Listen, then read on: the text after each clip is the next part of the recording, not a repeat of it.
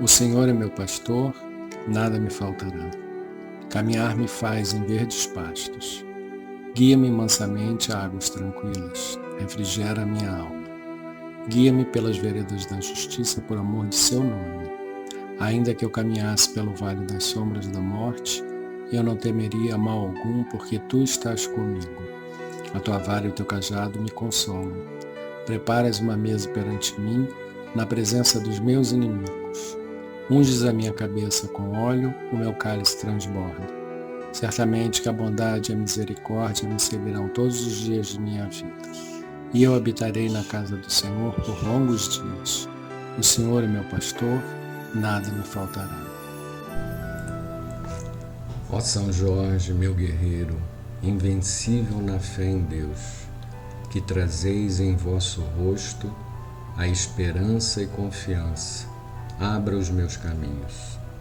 Eu andarei vestido e armado com as armas de São Jorge, para que meus inimigos, tendo pés, não me alcancem, tendo mãos, não me peguem, tendo olhos, não me vejam, e nem em pensamentos eles possam me fazer algum mal.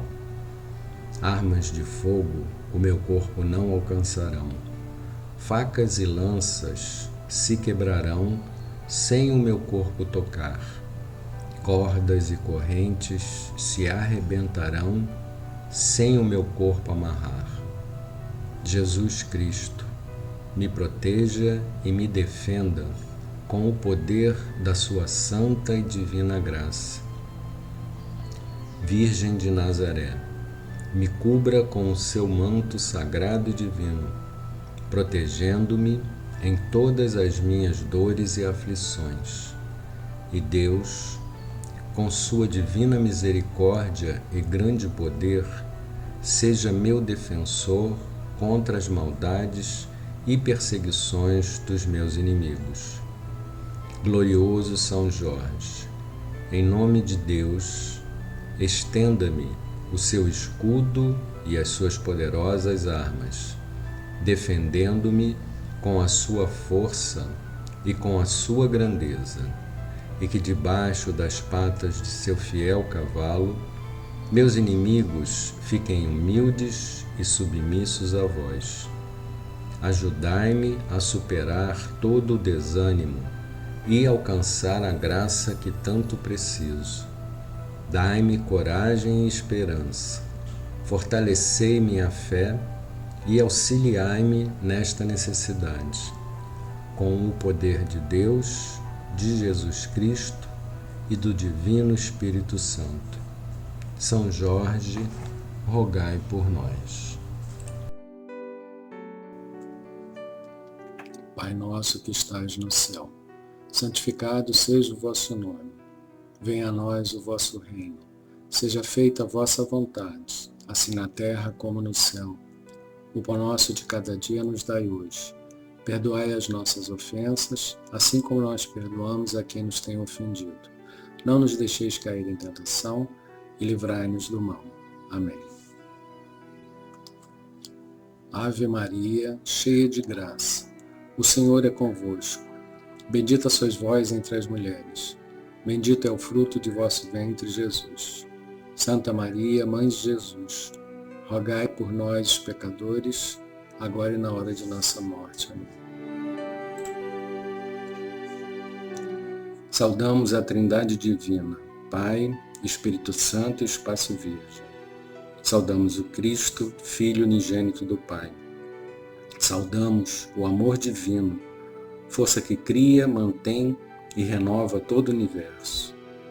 Pedimos, Pai, por todos os seus filhos que vivem neste planeta, encarnados e desencarnados. Pedimos pela paz no mundo, entre povos e nações. Pedimos pelos mais necessitados, que o seu amor possa atender às suas necessidades. Pedimos pelas crianças do mundo e, em especial, por aquelas que não têm um lar para morar e uma família para amar e serem amadas. Pedimos por todos que ajudam a Creche Santa Clara e os programas sociais da CFA. da sabedoria do Evangelho de Torres Pastorino, expulsão dos exploradores. Marcos, capítulo 11, versículos 15 a 17. E chegaram a Jerusalém. Entrando ele no templo, começou a expulsar os que ali vendiam e compravam, e derrubou as mesas dos cambistas e as cadeiras dos que vendiam as pombas.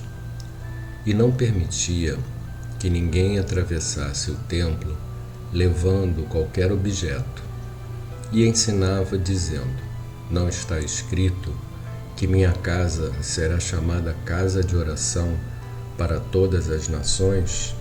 Mas vós a fizestes um covil de salteadores. Interessante observar que João coloca o episódio no início da vida pública de Jesus. Mateus e Lucas o citam no domingo em que Jesus entra triunfalmente em Jerusalém, e Marcos na segunda-feira seguinte pela manhã. Quando se realizou realmente? Ou será que a cena se repetiu 2 vezes? Não há possibilidade de solucionar a questão com segurança absoluta. Mas parece, como pensam muitos críticos das Escrituras, que a razão está com João. No registro acusatório da quinta-feira seguinte, a última acusação é a de que Jesus falara da destruição do templo e de sua reconstrução em 3 dias. Ora, se o episódio se houvesse verificado 4 ou 5 dias antes, quem se recordava de havê-lo ouvido dizer isso? Os 3 sinóticos só falam de Jesus em Jerusalém nessa época. Natural que, por comodidade, tivesse aí colocado o episódio. Os vendedores permaneciam no pátio do templo, o único local em que podiam entrar os gentios, isto é, os não-judeus, e não dentro do templo propriamente dito. Alinhavam-se as mesas com o portal, como de uso nas vias públicas, e vendiam bois, ovelhas, pombos, farinha, bolos, incenso, óleo, sal e vinho. Além disso, havia os cambistas, que trocavam dracmas gregas e denários romanos por siclos judeus, únicas moedas aceitas como ofertas, e a troca era feita com ágio. Todos os vendedores e cambistas contribuíam com percentagens para os sacerdotes, e Rabi Simeão queixa-se dos altos preços extorsivos cobrados pelos vendedores do templo. Marcos anota que Jesus protestou também contra a travessia do templo carregando pacotes. Esse costume já tinha sido condenado. Com efeito, para evitar uma volta grande, o povo se acostumou a levar suas cargas atravessando o templo de leste a oeste. Marcos é o único evangelista que traz as citações completas. A de Isaías: minha casa será chamada casa de oração para todas as nações. E a de Jeremias: quando esse profeta exorta os israelitas a melhorarem suas vidas, pois se continuassem a roubar, a matar e a mentir, entrando no templo com seus crimes, esta casa, que é chamada de meu nome, se tornaria a vossos olhos um covil de salteadores. Outro argumento a favor de João, colocando a expulsão no início da vida pública, é que o fato constitui uma confirmação das palavras do Batista: entre vós está aquele de quem não suspeitais. E a profecia de Malaquias: depois disso, o anjo do testamento, que esperais impacientemente, fará a sua aparição no templo. Segundo João, Jesus faz um chicote de cordinhas ou cordéis para afugentar os animais, pois não poderia fazê-lo simplesmente pedindo. Mas aos homens dirige a palavra energética, derrubando as mesas donde caíram as moedas dos cambistas. Para uma ação desse tipo, não houve necessidade de milagre. A intervenção repentina e inesperada, com autoridade, desconcertou-os, e eles obedeceram sem reação, inibidos de espanto. Muito mais tarde é que os discípulos se lembraram das palavras do Salmo, citadas no futuro: o zelo da tua casa me devorará. O fato da expulsão dos exploradores do templo, bem aceito pela teologia católica, quer romana, quer reformada, sofre grandes restrições no ambiente espiritista. Convictos da bondade de Jesus, de seu amor para com os pecadores e humildes, não querem admiti-lo violento. Parece-nos haver confusão entre violência e energia, entre bondade e complacência. Pode e deve haver bondade enérgica, frequentemente indispensável na educação de crianças rebeldes, sem que haja violência. A moleza de caráter, muitas vezes chamada de benevolência, pode, em certos casos, constituir até crime. Cruzaríamos os braços diante de um bandido que estivesse para assassinar um bando de crianças? E se tivéssemos força capaz de detê-lo sem matá-lo? A nossa conivência sob a capa cômoda da caridade não seria cumplicidade? Não se alegue que Jesus perdeu a linha, porque nenhum evangelista deixa supô-lo. Repreender com severidade, derrubar uma mesa de cambista, pegar um feixe de pequenas cordas para afugentar animais, é um gesto de justa indignação que supõe grande elevação espiritual diante da profanação de um lugar sagrado. Vem isto provar-nos que não devemos nem podemos pactuar com o abuso, sobretudo de negociar nos lugares destinados à oração. Quanto ao chicote de cordéis, não é necessário supor-se uma figura, dizendo que era o chicote da palavra. Não se diz no Evangelho que Jesus espancou os exploradores, mas apenas que fez o chicote, com ele espantando os animais, que não podiam entender as palavras enérgicas que dirigiu aos homens. O episódio não pode ser posto em dúvida quando vem narrado nos 4 evangelistas. E em muitas outras ocasiões podemos observar o retrato de um Jesus másculo e forte. Jamais o vemos fraco e covarde. Seria inadmissível que um espírito com a autoridade de Jesus, que criou o planeta, aqui chegasse com um caráter mole e fraco. A força moral de Jesus, assim como sua energia, é bem confirmada pelas palavras duras com que enfrentava os enganadores do povo, que faziam da religião simples degraus para subir no conceito popular e para adquirir prestígios e honrarias, ou posição política, ou riquezas e isenção de obrigações. Desse fato narrado pelos 4 evangelistas, deduzimos um ensinamento valioso. Trata-se da autoridade e severidade com que devemos tratar nossos veículos inferiores, quando nos querem eles levar por falsos caminhos, para a fraude, para a compra do que é considerado sagrado.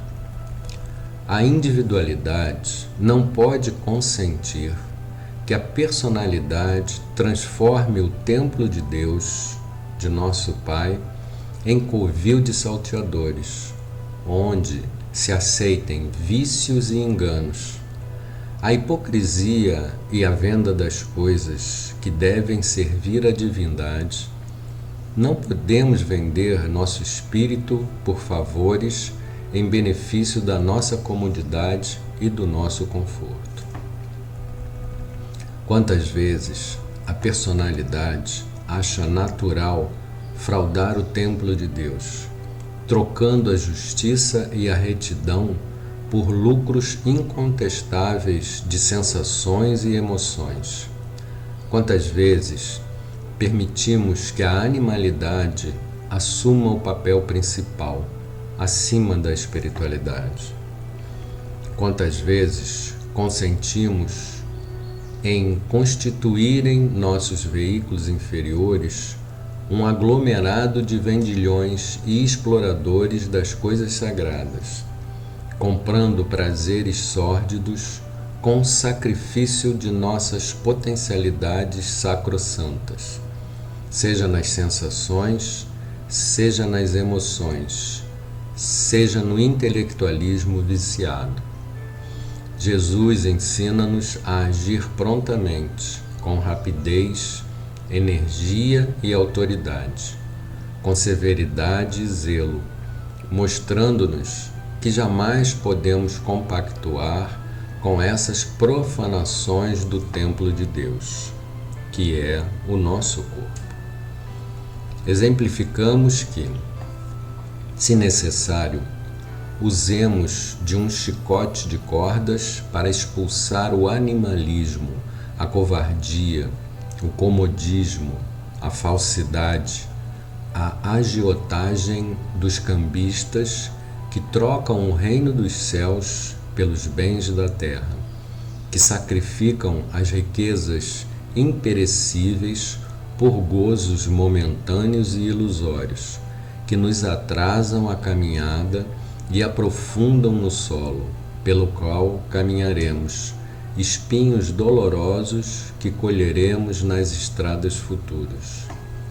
Energia, sim, rigor, intransigência, autoridade irretratável, dureza incomplacente com todos os veículos inferiores que devem servir ao espírito e não escravizá-lo a seus caprichos, a seus prazeres, as suas loucuras, mesmo sem violência contra eles.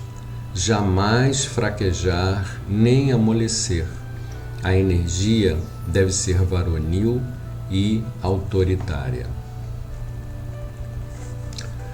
Esse trecho de hoje do Evangelho nos mostra Jesus com um comportamento forte, energético, decidido, diferente do Jesus pacífico e bondoso relatado em outras partes do Evangelho.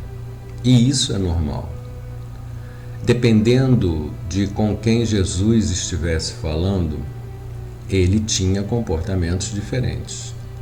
Para os fracos e humildes, ele os tratava com benevolência, carinho e amor, pois esses eram dóceis e já estavam no caminho de aproximação da divindade.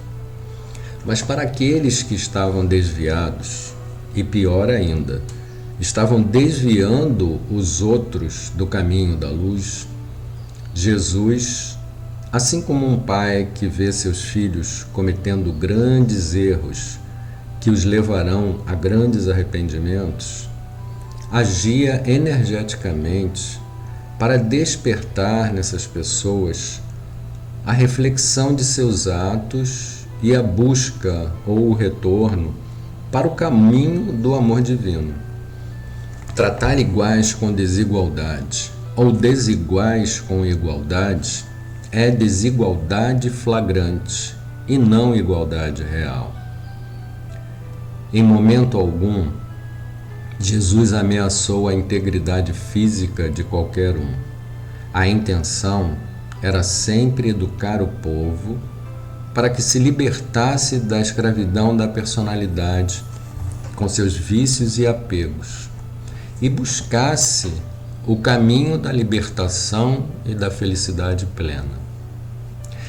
Este é o ensinamento que este trecho nos traz hoje, de que, assim como Jesus teve uma atitude enérgica e decidida, nós também temos que fazer o mesmo para com todos nossos vícios e emoções desagregadoras e também com todas as nossas outras características humanas negativas.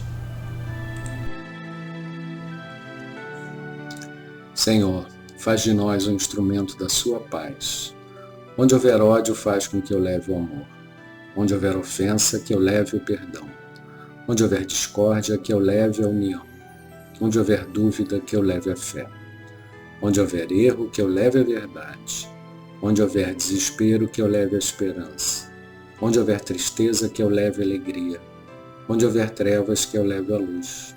Ó Mestre, faz com que eu procure mais consolar que ser consolado, compreender que ser compreendido, amar que ser amado, pois é dando que se recebe, é perdoando que se é perdoado, e é morrendo que se nasce para a vida eterna.